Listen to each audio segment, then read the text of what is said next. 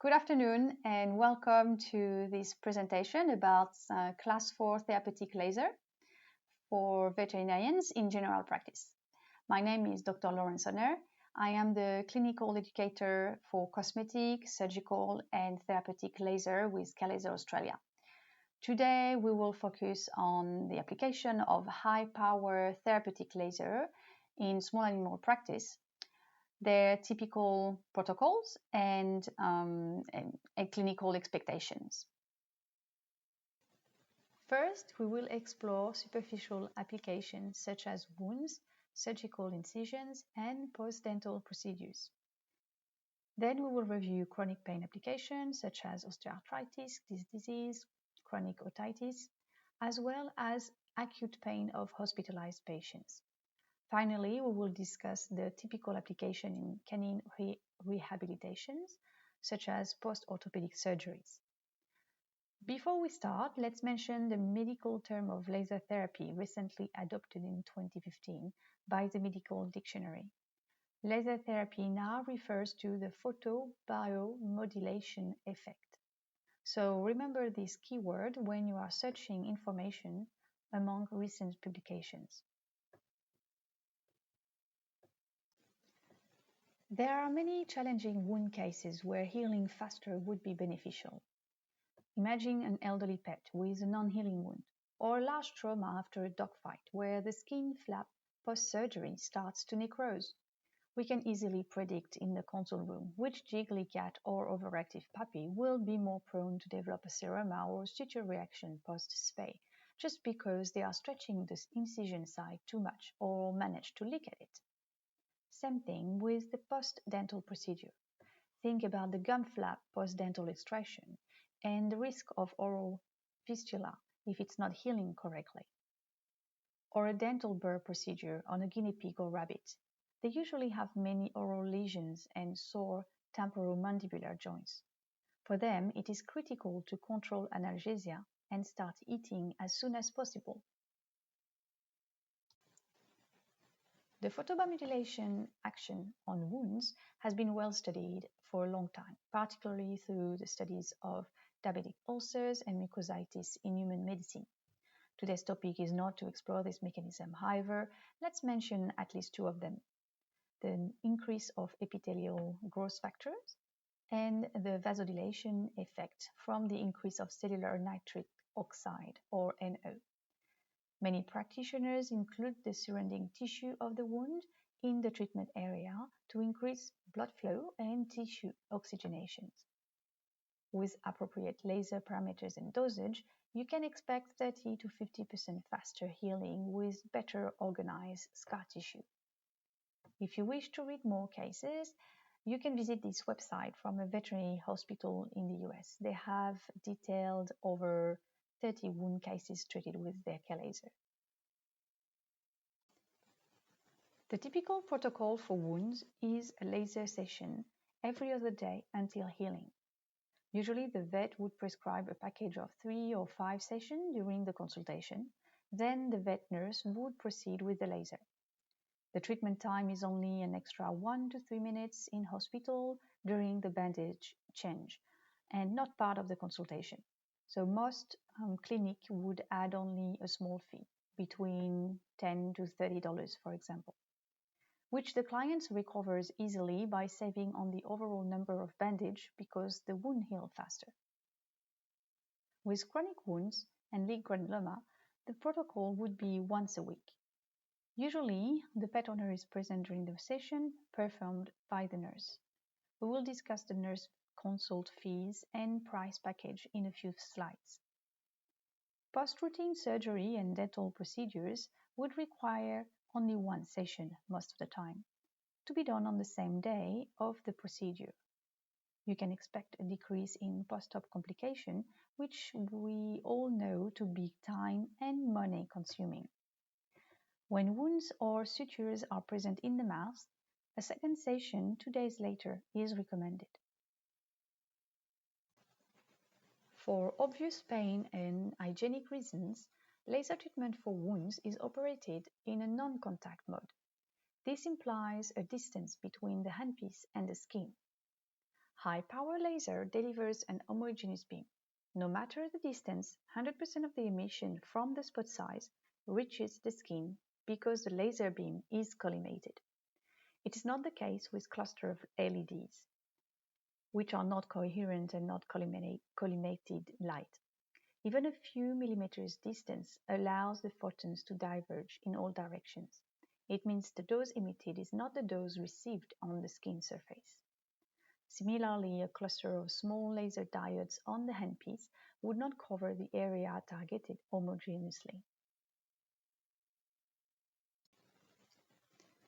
The truth is, there is no consensus about which laser parameters are optimal because they seem to vary for different applications. With wounds, publications reveal a trend with several variables: an efficacy with red light in the 600s and near-infrared light in the 900s, with continuous wave and low power density. Remember that wounds are superficial targets. The depth of penetration does not matter as much as for deep tissue. So superficial applications respond well to low average power, less than 1 or 2 watts, continuous wave mode compared to superpulse. We will discuss them a bit later. Remember that high power laser can easily adapt from low to high power emission. As you can see on this picture, the software adapts the level of power, the wavelengths, and the delivery mode to suit the type of tissue targeted. Pets with acute or chronic pain. The most common example is a senior pet with osteoarthritis. But please also consider the younger patient with hip dysplasia or ligament instability. Over time, they all lead to degenerative joint disease. We can also mention dogs with IVDD or repetitive otitis. These pets all suffer from chronic inflammation with flare-up. They consume many anti-inflammatory drugs and opioid analogs. Many will struggle from the side effect and live with poor pain or mobility levels. Sometimes acute pain can also be difficult to control with hospitalized patients. Pancreatitis, for example, or the feline patients post-urinary catheterization with urethral spasm. They would all benefit greatly from the photobiomodulation effect of laser therapy. Again, the mechanism of action of laser therapy is not today's topic. But we can mention this recent publication of Rizia Zupen in 2019 in collaboration with the Department of Medicine at Trieste University in Italy.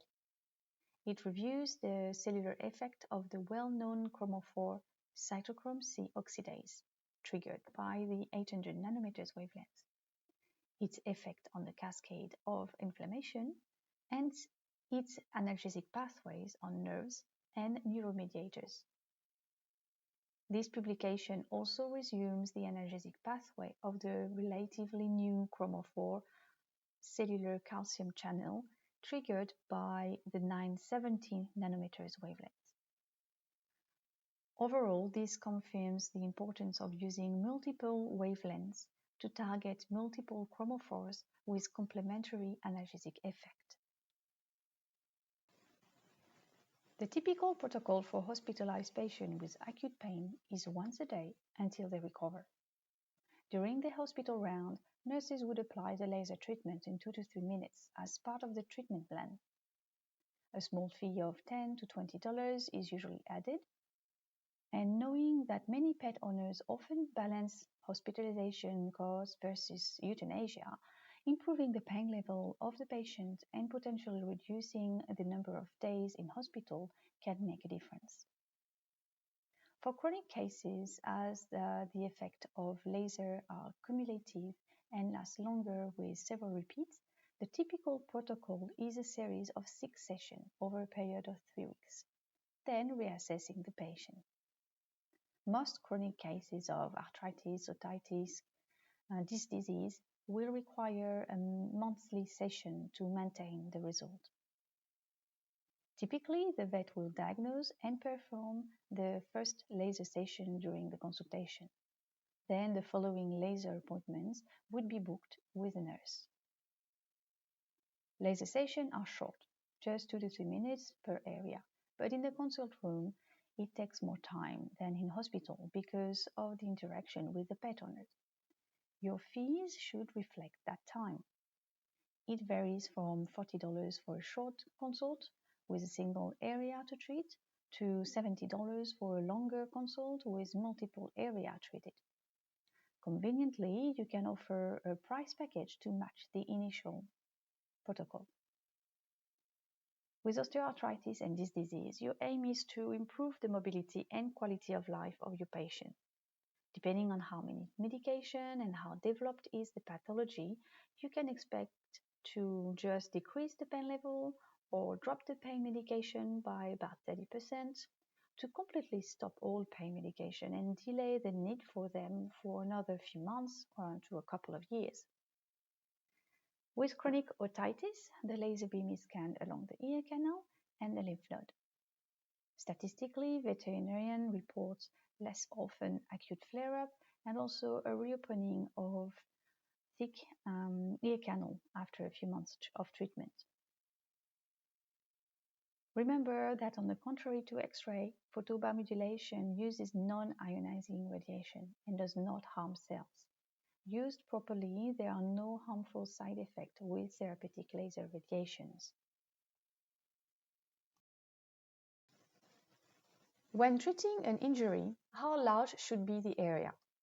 Well, it depends on the type of injury, of course, but also on the power of the device. Power in watts refers to the number of joules per unit of time in seconds. It means the higher power, the faster the treatment time. Therefore, with high-power laser, you have more time to treat a larger area in a scanning motion within just a few minutes. From the business point of view, the long treatment time of low-power laser, like 20 or 45 minutes on a fixed point area, are acceptable for pet owners and breeders treating their pets at home. But in a professional environment with staff paid an hourly rate, it is more convenient to run sessions with short treatment time. From the clinical point of view, there are several advantages to treat large area as well. Most injuries will always lead to compensatory mechanism because of muscle spasm, a lack of mobility somewhere, or because of ligament and tendon insertion near the injury site. So for optimal result, it makes sense to include these surrounding tissues in the treatment area as well. In addition, you are more likely to improve your clinical result when you target the injury in all directions, from above, from behind, and laterally, rather than only on one side on a fixed point. Again, there is no consensus about which laser parameters are optimal for pain management, but we can agree that depth of penetration is a major factor to deliver the correct dose in deep tissues without overheating the superficial ones. 4 main factors influence the number of photons to reach deep tissues: the type of wavelength, the quantity of melanin, the power, and the superpulse mode. Laser physics shows that longer wavelengths are less scattered than shorter wavelengths, which means that longer wavelengths penetrate deeper. This is another argument in favor of multiple wavelengths treatments to reach more tissues at different depths. The melanin pigment. The presence of melanin pigment absorbs the photons in the superficial tissues. As a result, the more melanin is present, the less penetration in deep tissues. With today's laser technology, it is not essential to clip hairs for the laser treatment, but the coat does interfere with the dosage of non-superficial targets. Power is another factor. Mathematically, when talking about a proportion of joules that reach deep tissues, a higher power device will deliver more quantity of joules at depth than a lower power unit. So power allows you to deliver more joules to deep tissues. Some would argue that if you wait long enough, then you can reach the same quantity of joules. It is true. But does it trigger the same clinical effect? Imagine an X-ray machine with a low limit of power. You can compensate for the limit of kV by increasing the time of exposure with MS, but only to a certain extent. The radiograph will be visible, but it may be blurry and lack precision. In brief, it would not be optimal. It is the same logic with laser technology. According to this review from ESATI of the European Journal of Physical and Rehabilitation Medicine in 2019, we can conclude that optimal clinical effect depends not only on the quantity of joule, but also how fast they are delivered. In other words, the fluence in joule per square centimeter and power density in watt per square centimeters should be included in the dosage parameters for optimal results. Now, to reach the appropriate dose of power density in deep tissues without overheating superficial tissues, then superpulse technology is developed. This is the fourth factor. To make it simple, when we increase power density with continuous wave, it delivers a large quantity of joule, but it is limited by heat in superficial tissues. On the contrary, the superpulse is emitted for such a short period of time that the superficial tissues do not have time to overheat. Or however, during the superpulse, the period when the laser is emitting is so small in nanoseconds that it does not deliver high quantity of joule, and we lose all the clinical advantages of treating large areas. The intense superpulse combines the advantages of both. It delivers high quantity of joule safely for superficial tissues. To conclude, it would be more convenient to use a laser device with all the options, not just with superpulse or only continuous wave. Let's get back to clinical applications. Canine rehabilitation. High-intensity laser is a key modality in almost any rehab treatment plan. When patients are seen post-surgery in the acute phase, the patient is very painful. Edema is visible and the animal is usually guarding its leg. It can become very challenging to perform any therapeutic exercise without aggravating the inflammation. Everything we discussed about laser therapy applies to canine rehabilitation. The analgesic pathway, the anti-inflammatory pathway, growth factors, and tissue oxygenation. High-power laser offers much better control of analgesia. The vasodilation effect on lymphatic vessels also help reducing edema. It is expected for the patient to start to weight bear and perform the therapeutic exercise sooner. The protocols and price package are also similar to pain management. When a vet clinic performs their own orthopedic surgery, it is easy to implement an additional 2 to 3 weeks rehab package with your nurse applying the ice pack, gentle massage, passive range of motions, and class 4 laser. If it occurs that the pet owner cannot afford a full rehab program, then many clinics still offer a price package for at least laser therapy session post-surgery. And then they explain to pet owners how to apply the passive range of motion and ice pack correctly. Now, when clients consult your rehab services weeks or months after surgery, it is usually because their pet does not recover as expected. Over time, pain and lack of mobility lead to compensatory mechanism with muscle spasm and muscle waste, which leads to less mobility and more compensatory mechanism. Now that we've discussed the laser parameters, you can see how high power laser with multiple wavelengths scanned on a large treatment area can reduce muscle spasm and break down the circle of pain, allowing the dog to start exercising properly and to recover its mobility and muscle mass.